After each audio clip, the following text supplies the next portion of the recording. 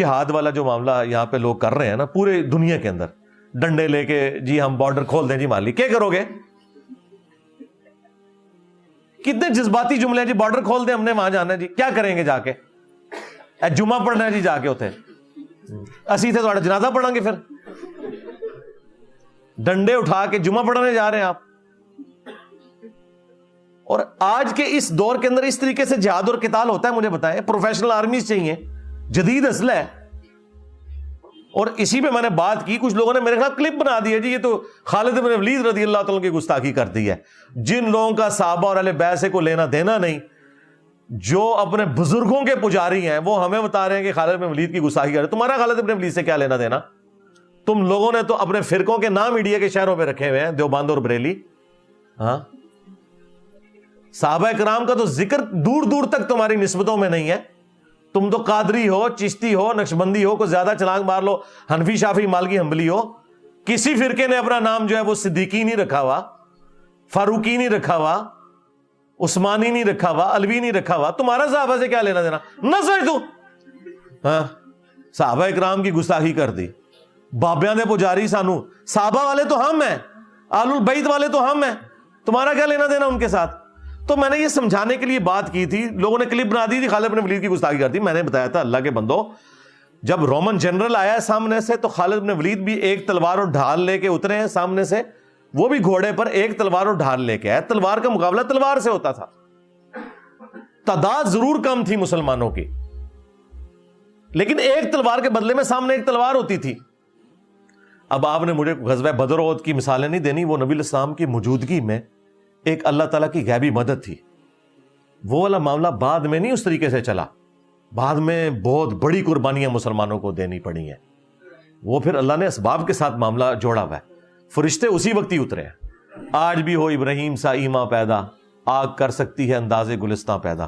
وہ کہتے ہیں جی وہ کر سکتی ہے نا جی, یہ ڈاکٹر اقبال نے کہا ہے.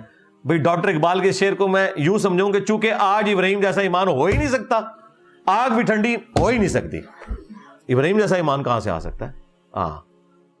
صحابہ کرام جو ہے وہ تیل کے کڑاؤں میں زندہ روسٹ کر دیے گئے ہیں, ان کے لیے آگ کوئی ٹھنڈی نہیں ہوئی ہے. یار خدا کے لیے اس طرح نہ کریں. تو میں نے یہ کہا تھا کہ یہ نہیں ہو سکتا کہ بھئی 1000 خالد بن ولید ہوں اور سامنے سے ایک کلین شیو یہودی کلاشنکوف یا لیزر گائیڈڈ گن لے کے آ جائے. تو کیا تلوار کے اوپر کوئی گولی روک سکتا ہے؟ تو اس کے لیے لیٹسٹ اسلحے کی ضرورت ہے, وہ آپ کو تیار کرنا پڑے گا. نبی الاسلام نے اس زمانے میں, بخاری مسلم میں حدیث ہے, آپ نے فرمایا آگاہ ہو جاؤ, طاقت پھینکے ہوئے ہتھیاروں میں ہے. آج تک یہ حدیث ویلڈ ہے اسی طریقے سے. اس زمانے میں تیر تھے, کیونکہ تلوار والا تو قریب آئے گا نہیں, اگر سامنے سے تیر آ گئے. یہ منگولوں نے پوری دنیا جو فتح کی ہے تیر کے اوپر تو کی ہے. یہ تیر کے جتنے ڈیزائن تھے لیٹسٹ انہوں نے بنائے ہوئے تھے.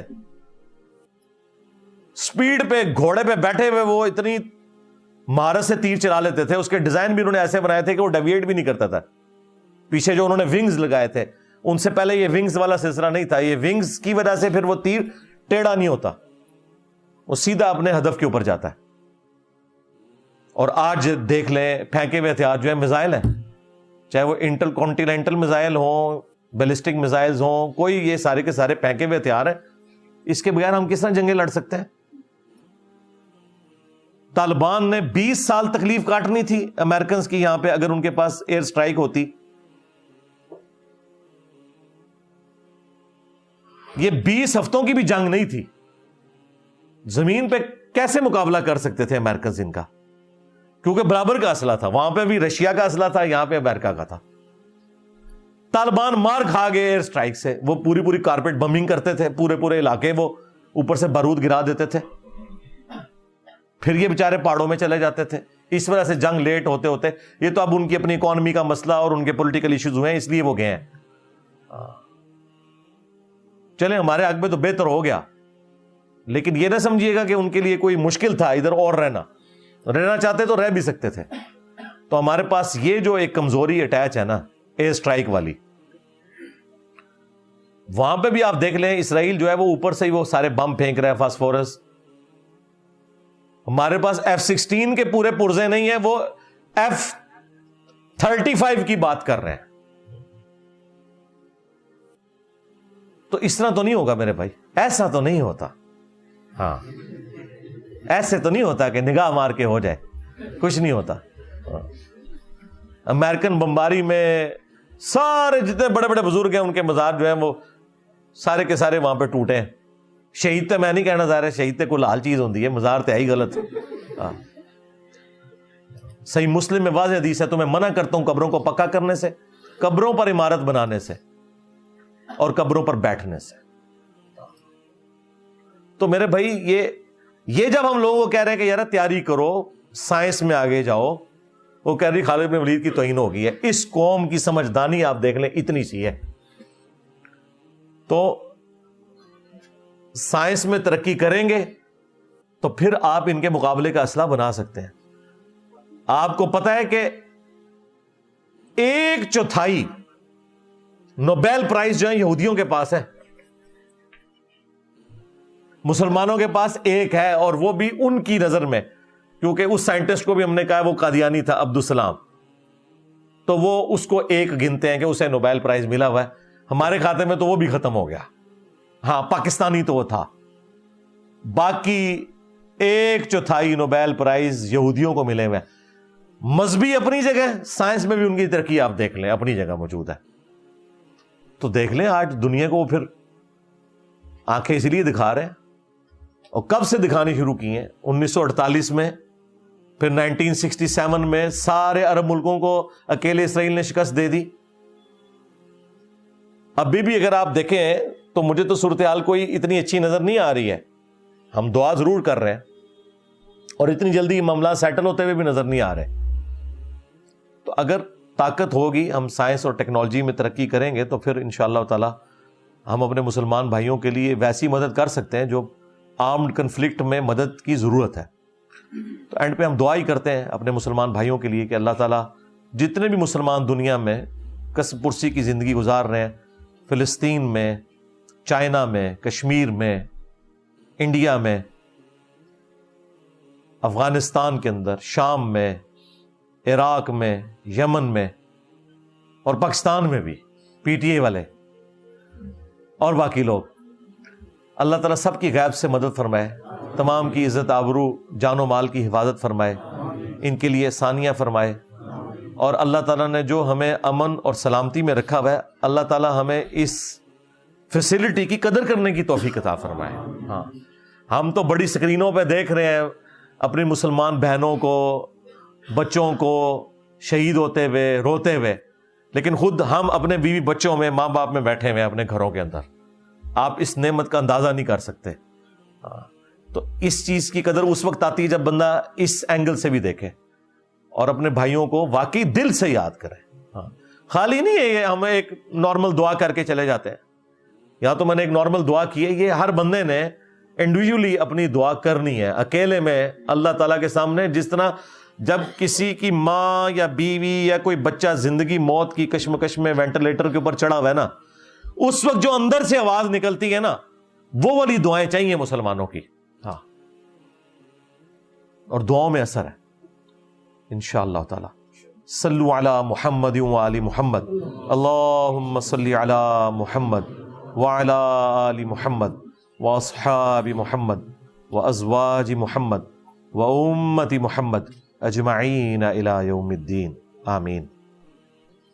اللہم انی اسألک بانک انت اللہ لا الہ الا انت الاحد الصمد الذی لم یلد ولم یولد ولم یکن له کفوا احد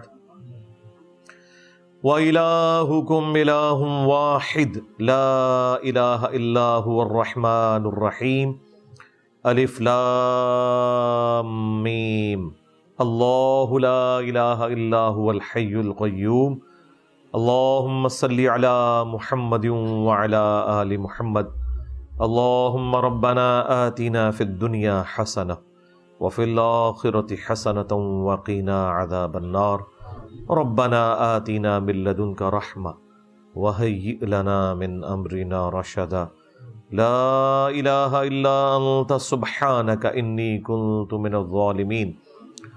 ربنا آتنا من لدنك رحمة وهيئ لنا من أمرنا رشدا اللهم اغفر لحينا وميتنا وشاهدنا وغائبنا وصغيرنا وكبيرنا وذكرنا وأنثانا اللهم من أحييته منا فأحيه على الإسلام ومن توفيته منا فتوفه على الإيمان۔ اے اللہ، جن جن بھلائیوں کا سوال تیرے محبوب صلی اللہ علیہ وآلہ وسلم نے تجھ سے کیا، ہمارے حق میں، ہمارے ماں باپ کے حق میں، ہمارے بیوی بچوں کے حق میں، پوری امت کے حق میں قبول و منظور فرما۔ جن جن چیزوں کے شر سے تیرے محبوب صلی اللہ علیہ وآلہ وسلم نے تیری پناہ طلب کی، تمام مسلمانوں کو ان چیزوں کے شر سے اپنی پناہ عطا فرما۔ اے اللہ، پوری دنیا میں مسلمان، خصوصاً جہاں پر مشکل میں ہے، کشمیر میں، انڈیا میں، فلسطین میں، عراق میں، شام میں، چائنا میں، یمن میں، افغانستان میں، پاکستان میں، غیب سے ان کی عزت، آبرو، جان و مال کی حفاظت فرما۔ اے اللہ، حاضرین میں جتنے بھی لوگ موجود ہیں، ان کی نیک دلی جائز دعائیں قبول فرما۔ جو ان کے رشتہ دار فوت ہو چکے ان کی مغفرت فرما۔ جو بیمار ہیں رشتہ دار یا خود یہ بیمار ہیں، شفائے کلی عطا فرما۔ یہ تمام دعائیں تمام مسلمانوں کے حق میں قبول منظور فرما۔ اے اللہ، ہم تمام مسلمانوں کو ایمان و عافیت کے ساتھ مدینہ شریف میں موت، بقیہ غرقت میں مدفن اور جنت الفردوس میں اپنے محبوب صلی اللہ علیہ وآلہ وسلم کا پڑوس نصیب فرما۔ ہمارے ملک پاکستان کی خیر فرما، اندرونی اور بیرونی خطرات سے محفوظ فرما، پورے عالم اسلام کی خیر فرما، بالخصوص اسرائیل کے خلاف فلسطینیوں کی اے اللہ جو مشکلات ہیں یہ آسان فرما۔ سبحان ربک رب العزت عما یصفون وسلام علی المرسلین والحمد للہ رب العالمین وصلی اللہ علی النبی الکریم وعلی آلہ واصحابہ اجمعین الی یوم الدین، آمین۔